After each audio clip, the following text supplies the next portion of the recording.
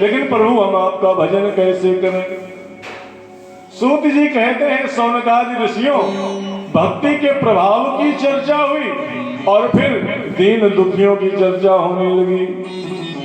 कपिल देव महाराज कहते हैं कि माता देवहूति, प्रभु कभी किसी को न सुख देते हैं और न कभी प्रभु किसी को दुख देते हैं। भगवान न कभी सुख देते और ना ही कभी किसी को दुख देते।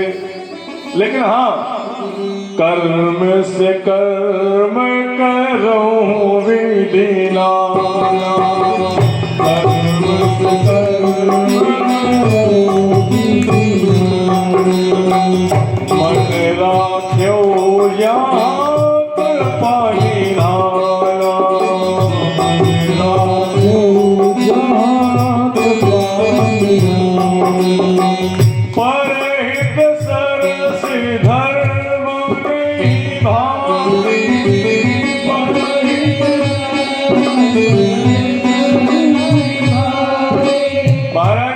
परहित से अच्छा तो कोई धर्म नहीं होता है, लेकिन दूसरे का हित सोचने का सामर्थ्य कब होता है? जब महाराज भगवान की कृपा हो। क्योंकि रामचरितमानस में एक और चौपाई आई है, कौन सी? सकल पदार्थ है जग माई, सकल पदार्थ है जग माई, कर्महीन नर पावत नाही, कर्महीन नर पावत नाही। आज महाराज बड़ा सुंदर प्रसंग प्रारंभ हो गया और बताने लगे कि कर्महीन नरों को कुछ प्राप्त भी नहीं होता, क्योंकि ये कलिकाल है। महाराज कर्म से कर्म करो विधि नाना, कर्म से कर्म करो विधि नाना, जहाँ राखो यहाँ कृपा निधाना,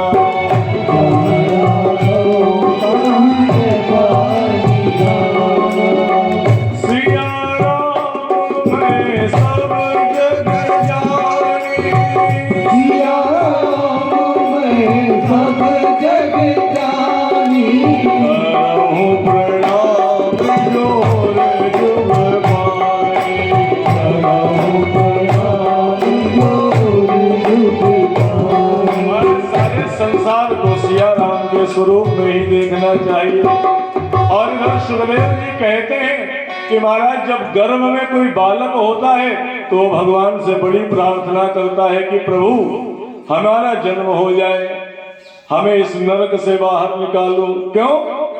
क्योंकि महाराज गर्भ में जो बालक होता है उसे छोटे छोटे महाराज अणु के समान जो कीड़े होते हैं वो सब भी उसे प्राप्त होते हैं। इसलिए गर्भ में तो सब स्तुति करते हैं कि भगवान हमें हमारा जन्म हो जाए, हम बाहर जाकर के आपका ही चिंतन करेंगे। लेकिन जन्म लेते ही माया में फंस जाता है। काहे में फंस जाता है? माया में फंस जाता है, संसार रूपी प्रपंच में फंस जाता है।